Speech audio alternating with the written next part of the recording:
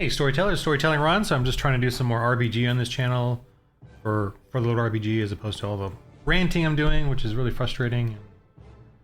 But anyway, here's another video. So I'm trying to figure out, I have Christians in Space today.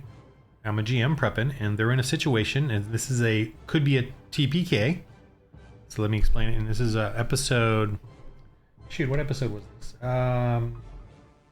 Episode 7. And now episode 8, which is on YouTube, is a one-shot because not all the people could show up, and I didn't want to play this, with only half the people there. Okay, and then the one-shot was cool because they made new characters, 3 of them, and those characters became pretty fun, and like they could use those just as equally as these ones. So I'm happy in the sense of this game really allows and affords you the ability to create all kinds of unique characters that you could get into pretty quickly. Even after, if the Christian lays down his life, a martyr, and you can make a new character. And if you do, and you're joining a party of survivors, I would give them double glory points until they kind of got closer to the other players. So there's that kind of encouragement. They can delve into more stuff quickly.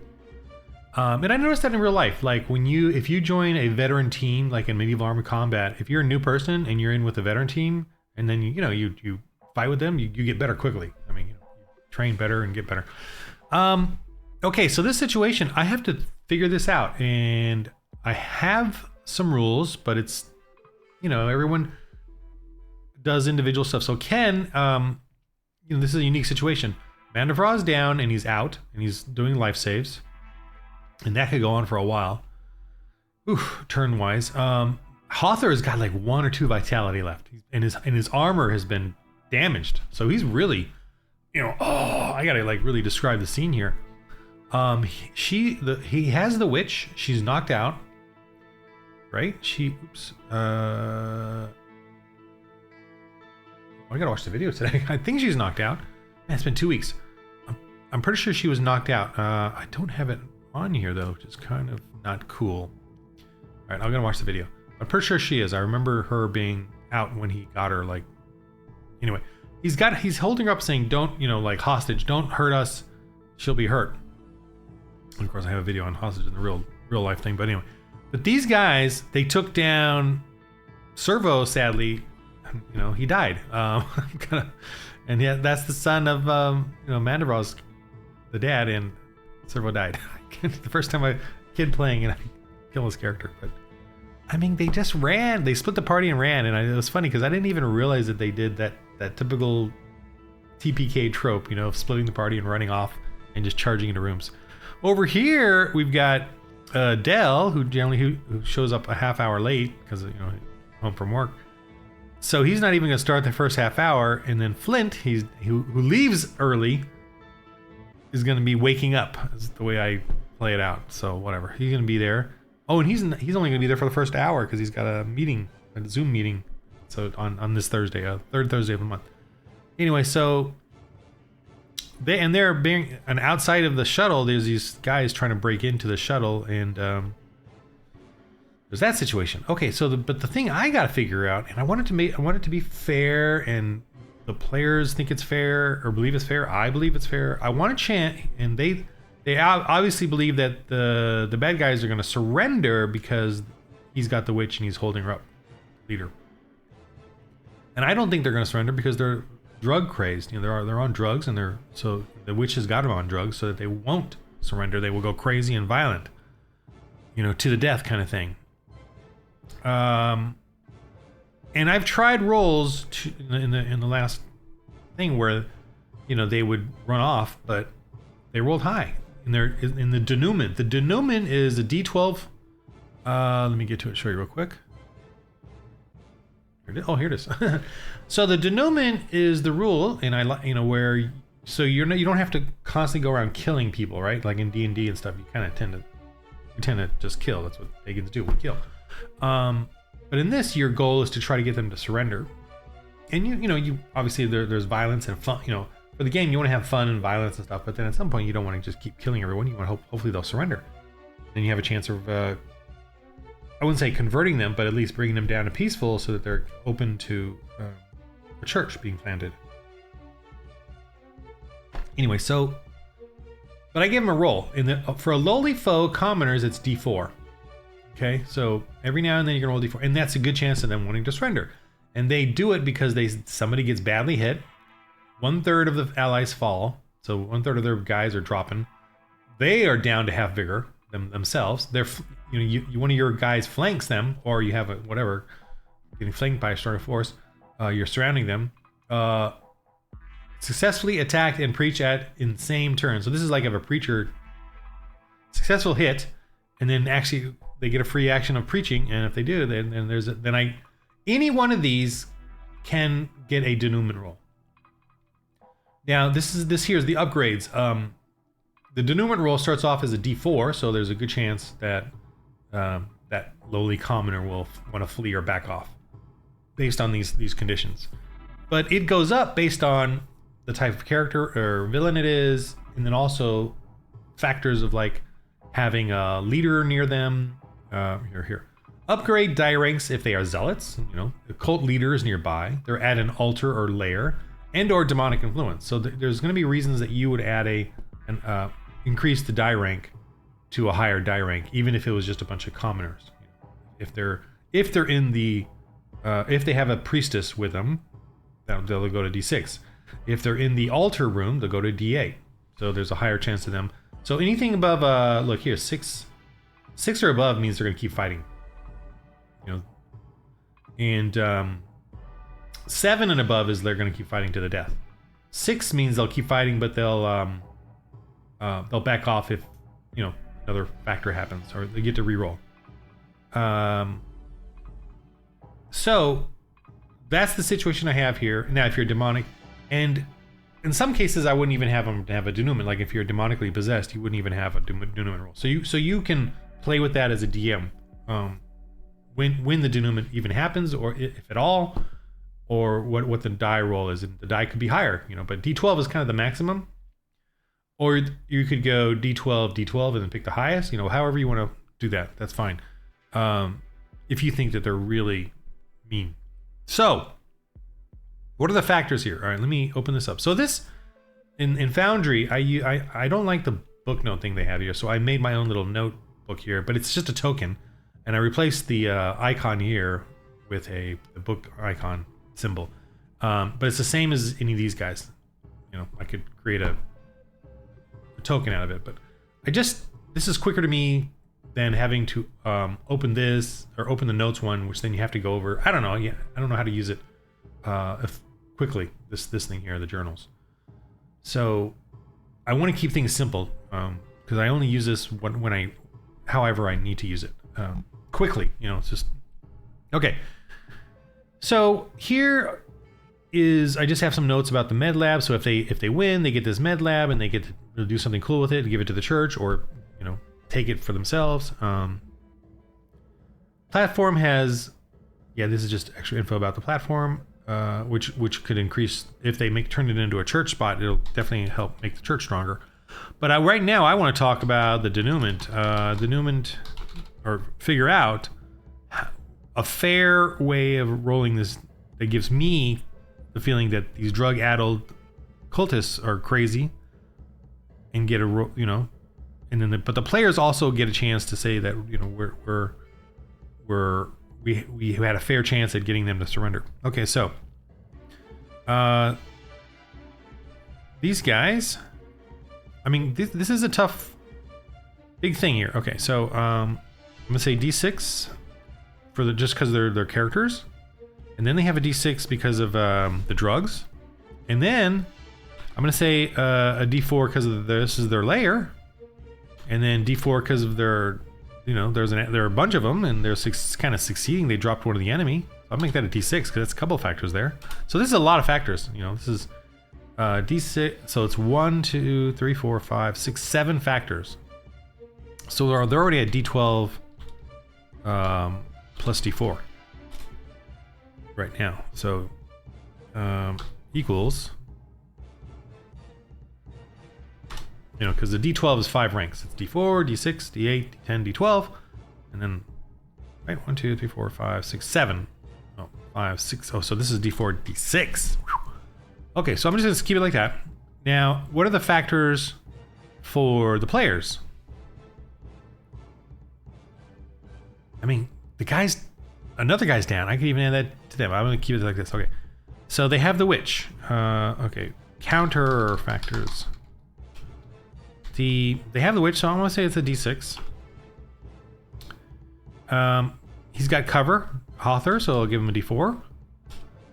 I don't know what else they'd have. They took down the robot and a couple of other. Okay, fine. I'll give him a couple for that. You know, the robot and a couple of downed warriors. But that's it, I think. And I'm gonna discuss this with the players because I really want this. This role is gonna matter bigly on whether they survive or not. You know, and I want to make sure that it's fair to them and me because I think whatever role this role is going to be a TPK if it goes my way.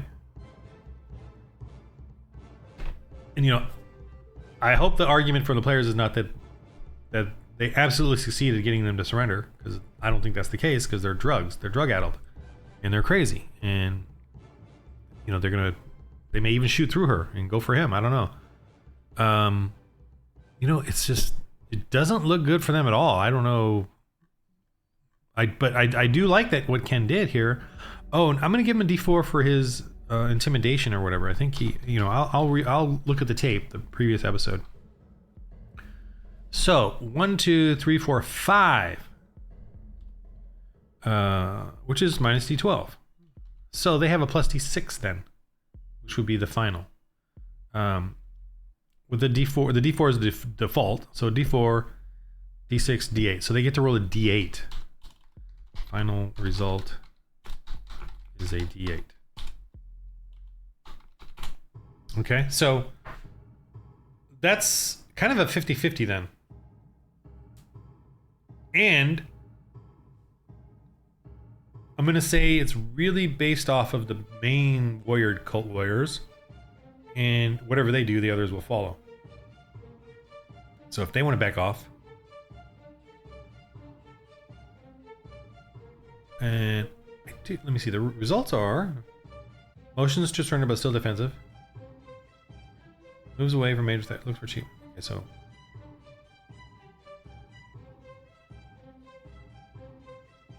4 and 5 is kind of what I hope happens, because then it'll be more of a parlay kind of thing. They'll maybe let them go, but keep keep everybody here. The fleas and panic is kind of weird.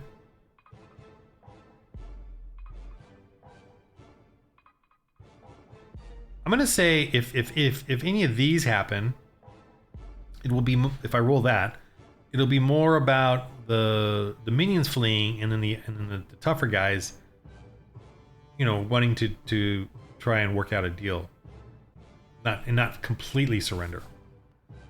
But if I roll a 7 or 8, they're gonna fight, or a 6. Yeah, a 7 and 8 is to the death. A 6 is, I'll keep fighting, but if something else happens, I'll reroll again. Oof. So it's a tough roll. It's gonna be a tough roll. So I gotta go. I mean, I'm gonna talk to the players about this too. I'm not gonna just, you know, I'm gonna work it out with them and see if this is fair or not. Because I want this roll, you know, and I want to prep them for this could be the end of the characters.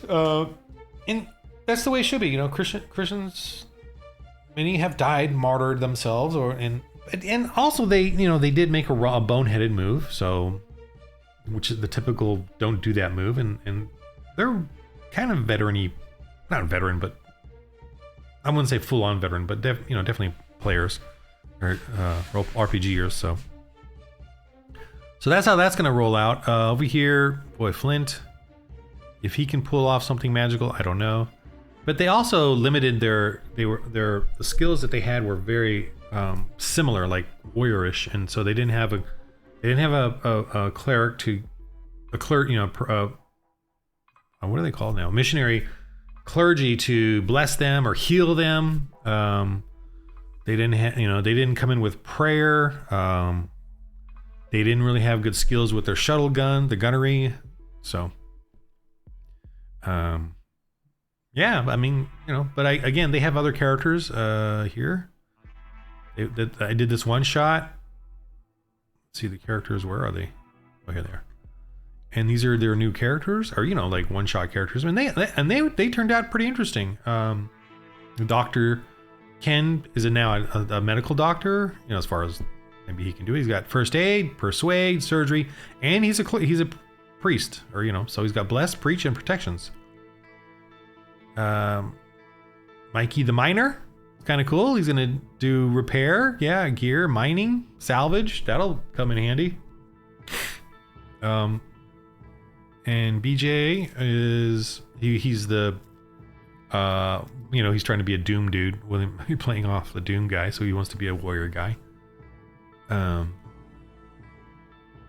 armor, chainsaw. He has ice sculpting. I give him ice sculpting just for the fun of it. He can ice sculpt if he wants. Probably pretty silly, basic stuff, role playing wise. But those are fun characters, man. They're kind of unique. So if, I'm looking forward to using them if I have to. And those guys are missionaries, that came to the base, to the church. You're on planet Flotsam, so same place. They could cross paths with their other players if these guys survive. So yeah, that's my little take on Christian RPG, Christians in Space, and how this game works. It's just like an OSR, old school role-playing game, old school revival. Light on the rules. See the characters here, very simple character sheets. And you create your own skills. Abilities, I don't really have abilities right now, but it's meant to be like unique abilities like that. You can come up with, but like the women's touch has abilities like that, where women have particular motherly caring kind of abilities, but it's basically a skill. It plays out just like a skill does. Mostly creatures have abilities, their own like charge but I just left it in there, the character sheet. But this is your basic items you're carrying on you. This is your weapons, your defense and armor save. Oh, and look at his armor has gone down because it's being severely damaged here. It's down D8 is D4, D60. So it's not so this is actually a D6. Write that down. Uh-oh. The D4 is representative of like the power in the power armor shield and the armor save. I need to remind him of that. Band of Raw. Oof. Is it in here? Ooh, -5 vitality. Okay. Dale, is he hurt? We don't even have his vitality in there. Okay. I think he's got like 10, but I'll have to ask him. Flint though is going to be up. Flint does not seem to be hurt. Maybe he can do something. What's his weapon? Laser rifle. That's a pretty good weapon. And in this game too, the laser rifle is pretty much a powerful weapon. Like that's a pretty powerful weapon. You're not going to get much more powerful than that. So in this game, you're not necessarily looking to get like a superhero. And I as a GM can have the same type of villains. I don't have to power them up because they're 5th level or 7th level or 10th level. I don't have to make demigods, within a few months. I can use the same cult, same thing, because their vitality is not going to go up that much. Their weapons are not going to get much better than this. The only thing that can get better are their skills, but to hit. But here's the thing, it's based on die ranks. So it's not based on +5, then +6, +7, +8, +9. It's based on, they get a +5 because they're his awareness for aiming, and then his skill ranks is just an additional +D4 or +D6 or +D8 or so it's always a potential of there being just a 5 plus a 1, So I really like that. I really like that you can improve your character, but you're not going to go so far out that you're constantly just +12 every time you roll to hit something, and you don't have 90 hit points or 120 hit points, and you're never going to get hurt, kind of thing. In this game, you can get hurt quickly, and you take wounds as well. Okay, so that's it for my now. Just this is gonna be a fun Denouement. We'll see how this goes. Very nerve-wracking. Today in episode 9. Okay. All right. Thanks for, or just wanted to do this little video and try to do some videos that are more about RPGing and GMing and trying to think things through as I do as a GM. Remember, in the game of life, roll holy dice.